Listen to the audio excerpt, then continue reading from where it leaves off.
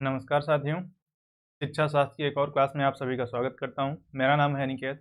अगर आप चैनल पर नए हैं तो चैनल को ज़रूर लाइक, सब्सक्राइब, शेयर करें और आप शिक्षा शास्त्र विषय से जुड़े हैं तो इसको ज़्यादा से ज़्यादा शेयर करें जिससे ज़्यादा से ज़्यादा लोग जुड़ पाएँ। तो लास्ट क्लास में हमने एक मॉडल ऑफ कम्युनिकेशन पढ़ा था जिसमें 2 मॉडल दिखाया था। उसी क्रम को कंटिन्यूअस रखते हुए आज हम पढ़ेंगे एलिमेंट्स ऑफ कम्युनिकेशन कि कम्युनिकेशन के क्या घटक हैं या क्या तत्व हो सकते हैं, उनके बारे में हम बात करेंगे। इनमें से ज़्यादातर एलिमेंट्स से आप फ़ैमिलियर हैं, किसी न किसी रूप में अभी तक जो लेक्चर्स हुए हैं, उनमें आप जान चुके हैं। जैसे कि संदेश का स्रोत, माध्यम, इनकोडिंग, डिकोडिंग, फीडबैक, रिसीवर, ये सारे वर्ड्स आपके लिए फ़ैमिलियर हो चुके हैं, लेकिन कुछ चीज़ें हैं जिनसे आप नहीं मिले हैं। तो आज बता दें, सबसे पहला है इसमें कम्युनिकेशन कंस्ट्रक्ट, जिसको हम बोलते हैं संप्रेषण संदर्भ। इसमें क्या होता है कि हम ये देखते हैं कि कितने इस पे एस्पेक्ट हैं। पहला है भौतिक संदर्भ, दूसरा सामाजिक संदर्भ, तीसरा है मनोवैज्ञानिक संदर्भ और लास्ट है हमारा समय संदर्भ।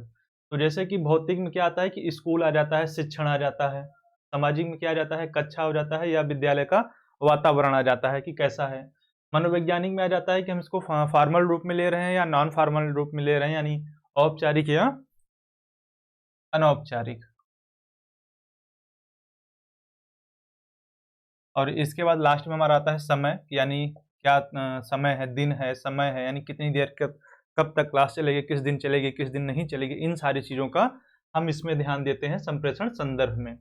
फिर हमारे पास आ जाता है संदेश का स्रोत, यानी जो हम संदेश दे रहे हैं उसका सोर्स क्या है, उसको कहाँ से लाया गया है। ठीक है, उन चीज़ों का जब हम बात करते हैं तो वो आता है हमारा संदेश का स्रोत।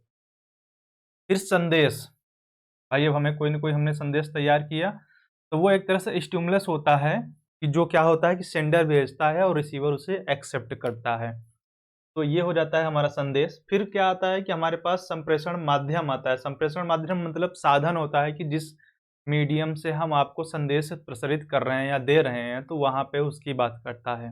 जैसे अगर हम फेस टू फेस हैं तो हम ओरल यूज करेंगे। अगर हम आप दूर बैठे हैं तो हो सकता है जैसे ये टेक्नोलॉजी का यूज कर रहे हैं, लाइव क्लासेस चलती हैं, तो ये सारी चीज़ें क्या होंगी, संप्रेषण का साधन हो जाती हैं या उसका माध्यम हो जाते हैं।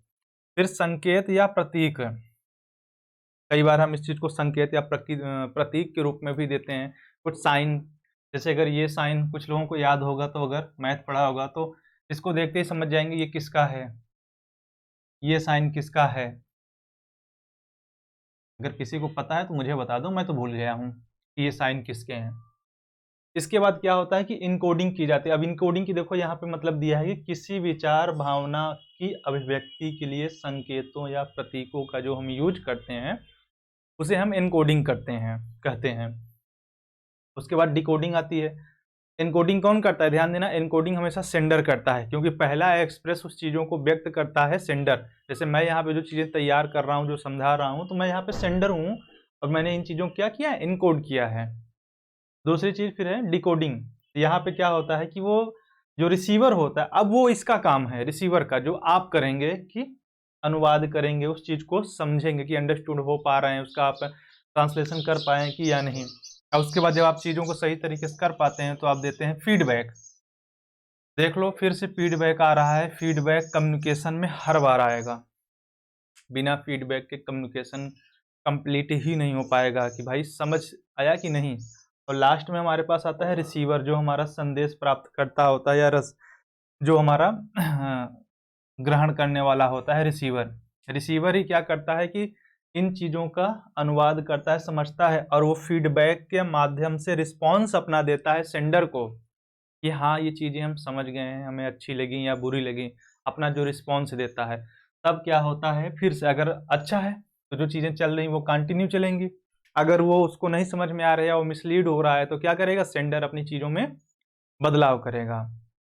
तो इनका कोई सीक्वेंस नहीं है, लेकिन ये इतने एलिमेंट्स हैं जो मैं इनके काउंटिंग कर देता हूँ। पहला है संप्रेषण संदर्भ, दूसरा है संप्रेषण का स्रोत, तीसरा है संदेश, चौथा है माध्यम, पांचवा हमारे पास है संकेत या प्रतीक, छठवां हमारे पास हो गया इनकोडिंग, सातवां हो गया डिकोडिंग, आठवां हमारे पास हो गया फीडबैक, और लास्ट में हमारे पास आ गया रिसीवर, यानी हमारा संदेश प्राप्त करता।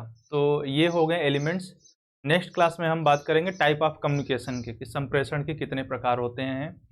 ठीक है, तो उसके हम सभी प्रकार की चर्चा करेंगे। Day by day.